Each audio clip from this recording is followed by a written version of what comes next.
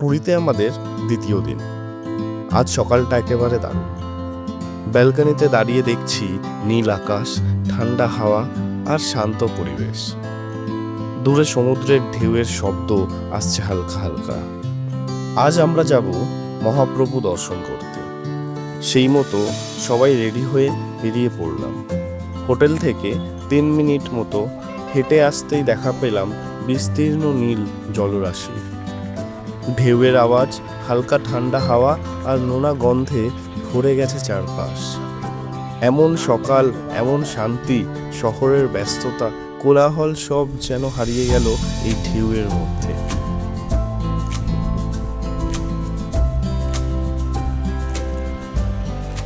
একটা অটো ঠিক করলাম আর পুরীর মেরিন ড্রাইভ ধরে সোজা চলে এলাম 16 আনা বাঙালি রেস্টুরেন্টে।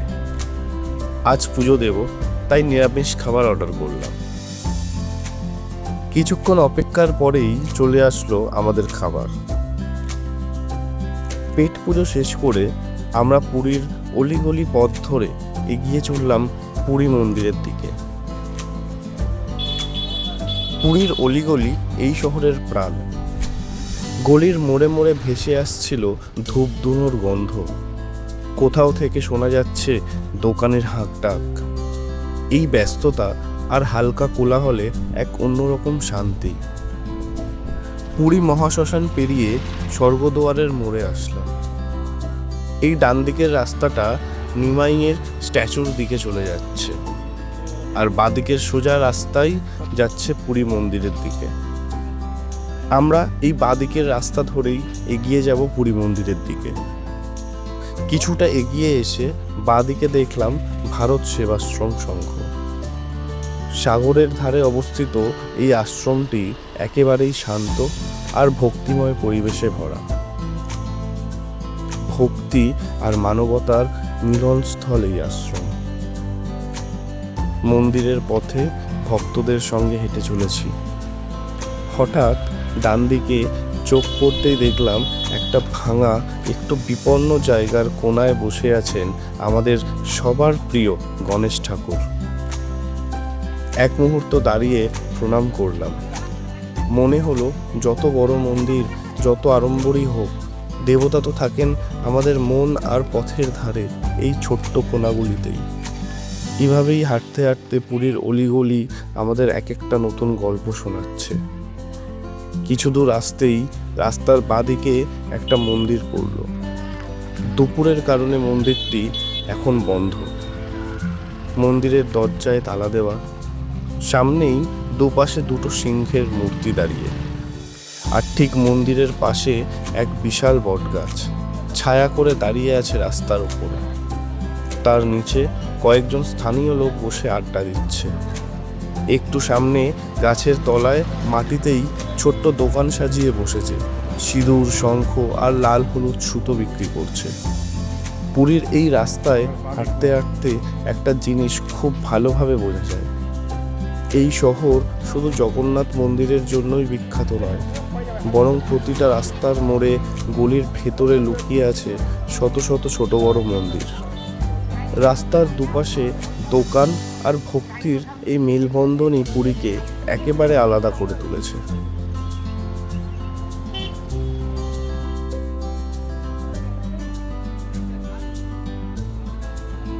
আরও কিছুটা হাঁটতেই রাস্তার ডান দিকে পেলাম রাধাকান্ত গম্ভীরা মঠ। এই মঠটির বিশেষ গুরুত্ব রয়েছে বৈষ্ণব ধর্ম মতে, কারণ এখানেই জীবনের শেষ দিনগুলি কাটিয়েছিলেন শ্রী চৈতন্য মহাপ্রভু। প্রচলিত বিশ্বাস, শ্রী চৈতন্যদেব মহাপ্রভু এই গম্ভীরা কক্ষেই বসেন ভগবান জগন্নাথের ধ্যানে, ভজন আর লীলায় নিমগ্ন থাকতেন। তিনি এখানে ভক্তদের সঙ্গে একত্রে হরিনাম সংকীর্তন করতেন এবং গভীর ভক্তিভাবে ভগবানের প্রেমে লীন হতেন। এই মঠের ভিতরে ক্যামেরা অ্যালাউ ছিল না, তাই ভিতরের কিছুই আপনাদেরকে দেখাতে পারলাম না। এখান থেকে বেরিয়ে কিছু দূর হাঁটতেই দূর থেকে দেখা গেল জগন্নাথ মন্দিরের সেই বিশাল শিখর। মাথার উপর উঠছে লাল ধ্বজা, আর বুকের ভেতর তখন ধীরে ধীরে ভরে উঠছিল এক অদ্ভুত অনুভূতিতে। 1000 বছরেরও বেশি পুরনো এই মন্দির ওড়িশার স্থাপত্য শৈলের এক অনন্য নিদর্শন। 65 মিটার উচ্চতার মূল শিখর মাথার ওপর দাঁড়িয়ে যেন সারা বিশ্বের ভক্তদের ডাকে সাড়া দেয়। মূল মন্দিরের চারপাশে রয়েছে বেশ কিছু ছোট বড় মন্দির।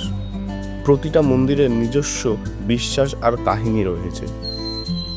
প্রতিদিন হাজার হাজার ভক্ত এই পবিত্র ভূমিতে পা রাখেন।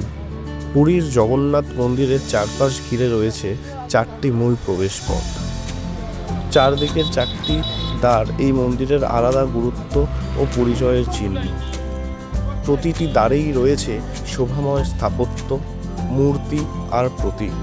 পূর্ব দিকে সিংহদ্বার, এটাই হলো মন্দিরের প্রধান গেট। দক্ষিণ দিকে অশ্বদ্বার, এই দ্বারের দুপাশে রয়েছে 2টি ঘোড়ার মূর্তি। পুরাণ মতে এই ঘোড়া মহাপ্রভুর বাহক রূপে প্রতিষ্ঠিত। এটি ইচ্ছাশক্তি এবং বিজয়ের প্রতীক। পশ্চিম দিকে ব্যাঘ্রদ্বার, এই দরজায় রয়েছে 2টি বাঘের মূর্তি। এই দ্বারের মাধ্যমে অনেক সময় মন্দিরের বিশেষ পূজার সামগ্রী আনা নেওয়া করা হয়। উত্তর দিকে হস্তিদ্বার, এখানে রয়েছে 2টি বিশাল হাতির মূর্তি। ধর্মীয় মতে এই হাতি মহাপ্রভুর ভক্তি ও শক্তির প্রতীক। আমরা বাইরের লকার রুমে ফোন ব্যাগ জমা রেখে প্রবেশ করলাম মন্দিরের ভিতরে। মূল গর্ভগৃহে বিরাজ করছেন মহাপ্রভু জগন্নাথ, ভাই বলরাম আর বোন সুভদ্রা, যার রথযাত্রার জন্য অপেক্ষায় থাকে গোটা পুরী শহর। আমরা খুব সামনে থেকেই মহাপ্রভুর দর্শন করলাম। মন্দিরের এক প্রান্তে রয়েছে পৃথিবীর বৃহত্তম রান্নাঘর। এখানে 56 রকম ভোগ প্রসাদ তৈরি করা হয়। প্রাচীন নিয়মে মাটির হাঁড়িতে কাঠের চুলায় রান্না করা হয়। বিশ্বাস করা হয় এই প্রসাদের গন্ধ, স্বাদ ও পবিত্রতা নাকি দেবতার আশীর্বাদ। মন্দিরের ভিতরে সময় কিভাবেই যেন কেটে গেল। মন্দির চত্বরের প্রবেশ একেবারে বদলে গেছে। সন্ধ্যের আলোয় মন্দিরটা যেন আরও আলোকিত, আরও মায়াবী লাগছে। দিনের কোলাহল শেষে এখন একটা শান্ত, ভক্তিময় আবহ ছড়িয়ে পড়েছে চারপাশে। এখন ভক্তদের জন্য চারিদিকে সুন্দর বসার জায়গাও করা হয়েছে।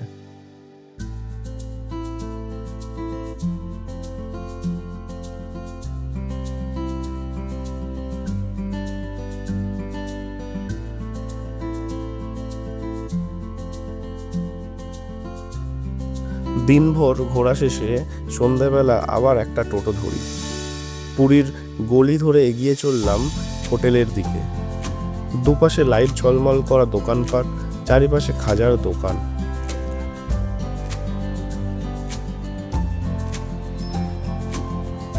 সবশেষে মেরিন ড্রাইভ ধরে ফিরছি হোটেলের দিকে। এক পাশে সাগরের গর্জন, আরেক পাশে হোটেল দোকানপাটের আলো।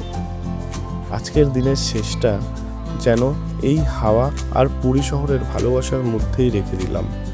রইল হাজারটা স্মৃতি।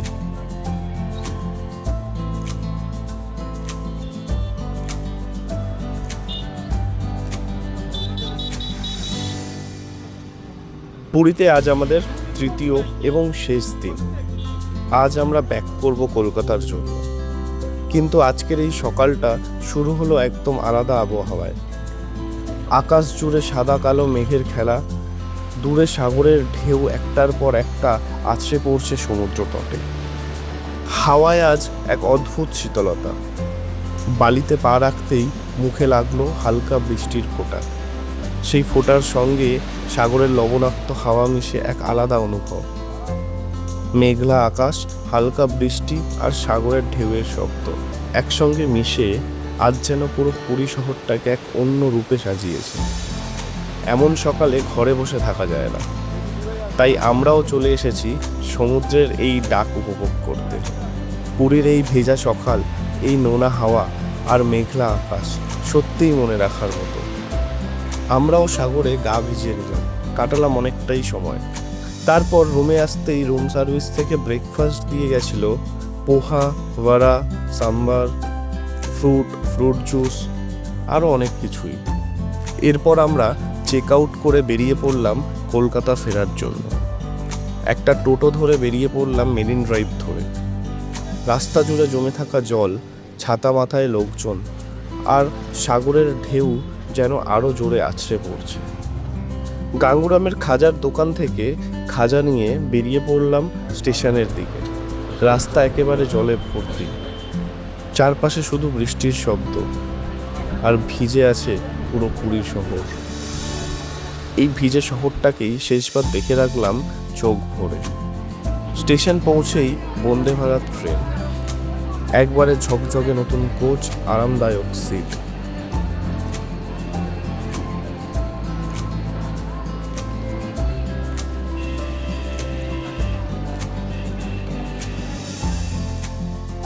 ট্রেনে উঠেই জানলার পাশে জায়গা নিয়ে বসে পড়লাম।